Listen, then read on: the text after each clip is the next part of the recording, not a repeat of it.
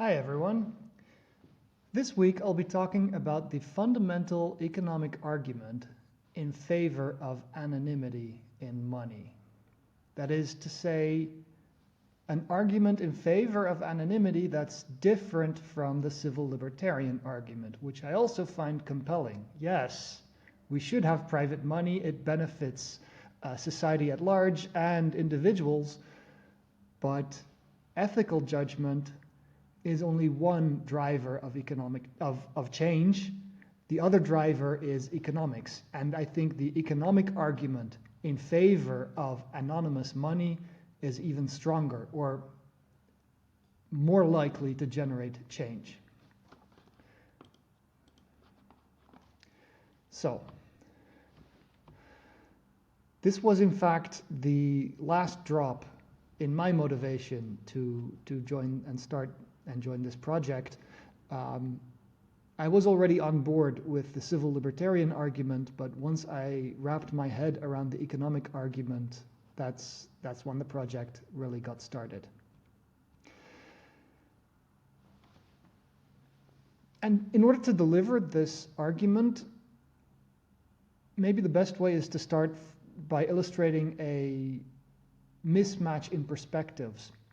I view cryptocurrencies and blockchain money in general as a logical milestone in the inevitable march of progress in finance.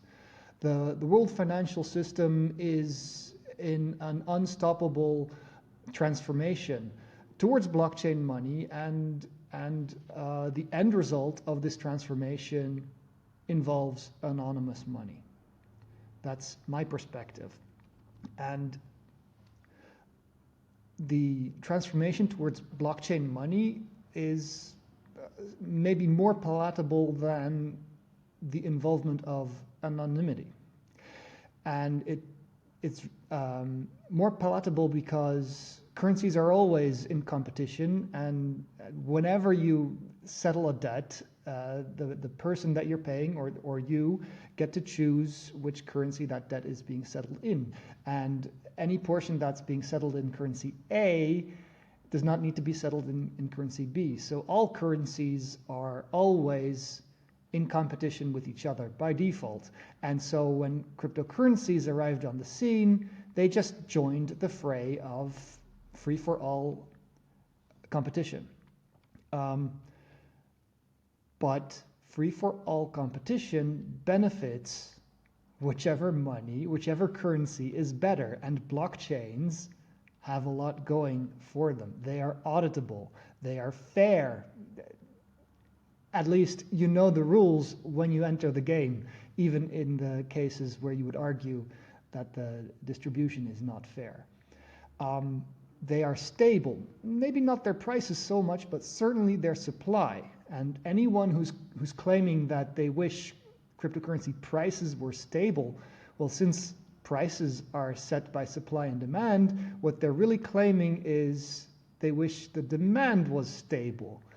And, well, that essentially entails getting people to believe something, to change their preference, and to change the behavior in accordance with those preferences. Cryptocurrencies are neutral and trustless. They're easy to assay and transfer, and, well, custodying is a challenge, but it's an engineering challenge, and it will surely soon be fixed.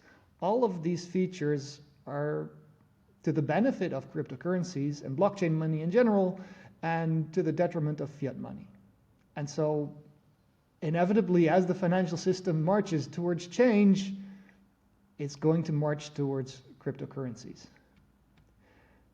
But why is anonymity necessary? Well, maybe not so much anonymity, but the economic feature called fungibility is necessary. Fungibility means that the good in question can be exchanged for an equal quantity of any other good of the same type, and you have the same value. The value of a set of goods depends only on their quantity. There are no other salient features which makes them exchangeable. That's fungibility, and the reason why you need fungibility for money or for goods to settle debt with is because absent fungibility, you leave a trace. And a trace constitutes evidence in the court of law deciding on ownership disputes. In case of such an ownership dispute, the coins or whatever good the debt was settled with belongs to whoever has the best legal argument, and not necessarily to whoever holds the good. The bearer is not necessarily the owner. In such an economy, disputes devolve into an arms race of information, because the good belongs to whoever produces the best legal argument. An economy based on traceable goods for money devolves into an information war. And we don't want that. We want the economy to be as free of friction as possible, so as to benefit the economy. And that means having anonymity. So, information war, what am I talking about? Surely if there was this information war, we would see it in practice, no? Is there any evidence that there is an information war?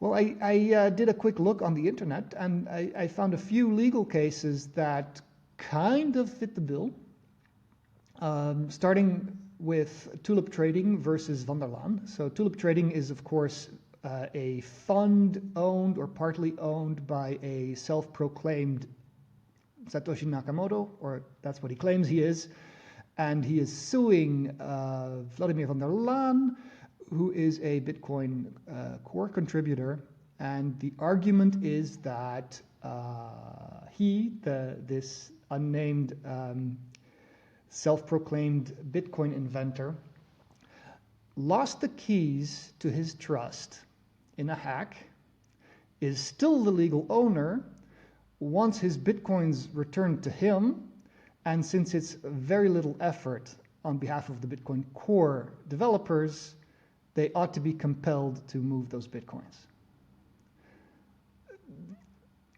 This legal case is still ongoing. But the premise here seems to be that the Bitcoins, even though the plaintiff is not in possession of the keys, the Bitcoins still belong to the plaintiff. Here's another case. This is a law in Wyoming that limits lien claims on Bitcoins to 2 years. So a lien is when you have a debt and you can't pay the debt, and the creditor gets to sell one of your assets. And so if one of those assets is Bitcoin, and then you buy something else with those Bitcoin, whoever you bought it from, if they sit on those Bitcoins for 2 years, it becomes theirs. That limits the lien. And another case here is the founder of Alphabet Fund was spearphished and was tricked into making an investment of around 1 million using Bitcoins that he did not want to make. And so his legal team argued that this trickery does not constitute a transfer of ownership. And after hearing that legal argument, the judge actually ordered the freeze of the Bitcoins in question. Once again, because presumably the Bitcoins do not belong to whoever holds the secret keys. None of these cases really match the right description of what I'm talking about, of a dispute between two people claiming to own the same Bitcoins, where one obtained the Bitcoins in good faith and the other can prove that they were stolen a few hops back. But what if such a case were established and the judge had ruled in favor of the return of the bitcoins to their proper owner? Well, that would have a profound chilling effect. There would be resistance to holding and transacting bitcoins and cryptocurrencies in general. And there would be a lot of investment made into tracing cryptocurrencies so as to ensure that if things do get to court, you can present the best possible argument there. So in other words, the world described by this what-if scenario is exactly the world that we are observing in practice. It seems as though people are preparing for this information war, and that is what's prohibiting the adoption of cryptocurrencies. You might argue that fiat money is traceable.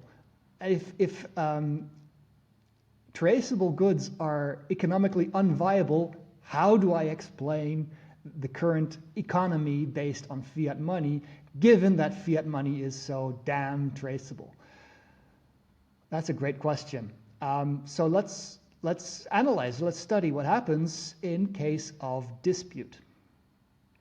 Well, there are two possible cases, because fiat money consists of bank money, money on your bank account, and cash, money in your pocket. In the case of bank money, it's really a custodian who holds the money for you, and they end up mediating. And so if you were a victim of a credit card fraud, or you made a purchase and you're not being refunded for your purchase, something like that, in the end, your custodian mediates. And that's because, well, the money was never yours to begin with. It was the bank's, and they were giving you access to it, granting you access to it. The point is better made when it comes to cash, which is supposed to be a bearer asset. And so, what happens when cash is the object of a dispute of ownership, where one party acquired the cash through a bona fide transaction without knowing that it was the object of theft a few hops back? Well, this actually happened early on in the days of fiat money. It gave rise to a legal case which has since been cited as precedent. The legal case is Crawford v. the Royal Bank. And the story is that back in the day in Scotland, Hugh Crawford sent 2 notes of £20, which at the time was a lot, in the mail, and noted down their serial numbers. And the notes got lost in the mail, and so he wrote to his local newspaper, "If you find the notes with these serial numbers, please return them to their proper owner, which is me." And lo and behold, one of the notes turned up at the Royal Bank, who then notified Hugh Crawford, except they refused to return it because it had been delivered to the Royal Bank by the Bank of Scotland in payment of debts or some kind of currency swap. And so they argued, well, it's obviously the property of the Bank of Scotland, and now it's ours. And so they refused to return it to Hugh Crawford, and then Hugh Crawford sued. In the end, a collection of judges ruled in favor of the banks. Paper money can be acquired bona fide, in good faith, even if there is proof, uncontested proof of theft. That was the ruling. The judges reasoned that the alternative world would be absurd, because in that world, everyone would have to document the history of all the bills in their possession and all the bills that they acquire in order to prove that they were free of theft. That was so ridiculous, it makes commerce infeasible and banks impossible. So what does that mean, huh? It means that fiat money is traceable, and that's a problem in need of a legal fix. The fix is a legal patch that makes fiat money fungible de jure, by law. So what does that mean for blockchain architecture? Well, as engineers, we don't like legal patchwork. We want architectural solutions. And the architectural solution is to build in anonymity at the protocol level. So, if we need, as an economy, money that is anonymous, and if there is a relentless march towards blockchain-based money, then naturally that march is headed towards anonymous blockchain-based money. The next question is, what kinds of technologies can support a number of users that represents a significant portion of the world's population? In other words, scalability. And if you're going to jump down that rabbit hole, there's only one resource for you. That's it for this week. For more information about the Neptune project, take a look at our website, neptune.cash. And if you have any questions about this video or other topics, the forum is talk.neptune.cash. Be sure to hit subscribe for more updates every Monday. Take care.